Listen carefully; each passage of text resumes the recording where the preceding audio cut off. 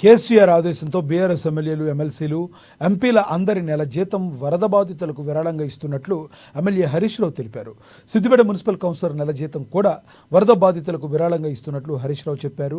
రాష్ట్రంలో అందరూ ముందుకు వచ్చి ఖమ్మం వరద బాధితులకు సహాయం చేయాలని పిలుపునిచ్చారు.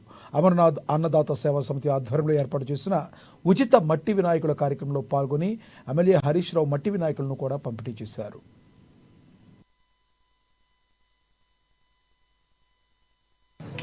ఇవాళ చెరువులను కాపాడడం, పర్యావరణాన్ని కాపాడడం ప్రతి పౌరుడి బాధ్యత. ఇది ఒక్కరిది కాదు, అందరి బాధ్యత. ఎంత రంగురంగుల వినాయకుడిని పెట్టాము, ఎంత పెద్ద వినాయకుడిని పెట్టామనేది ముఖ్యం కాదు. ఎంత భక్తి శ్రద్ధలతో, ఎంత మనస్సును పెట్టి ఆ భగవంతుణ్ణి మనం పూజించామన్నదే చాలా ముఖ్యం. మనం ఏ పూజ చేసినా, ఏ కార్యక్రమం చేసినా ముందు వినాయకుడిని పూజిస్తాం, అంతేనా కాదా? సకల కార్యాలకు విఘ్నేశ్వరుడి పూజనే, మన విఘ్నేశ్వరుడిని ముందు ఆరాధించి ఏ కార్యక్రమం అయినా చేపడతాం. అన్ని విఘ్నాలు తొలగాలని, అంతా శుభం కలగాలని ఆ విఘ్నేశ్వరుడిని మనం పూజిస్తూ ఉంటాం. అందువల్ల ఆ విఘ్నేశ్వరుణ్ణి మనం ఎంత బాగా పూజిస్తామనేది ముఖ్యం.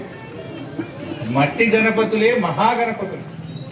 మట్టి వినాయకులను పూజిద్దాం, పర్యావరణాన్ని ప్రేమిద్దాం, ప్రకృతిని కాపాడుకుందాం, మన చెరువులను మనం కాపాడుకుందాం.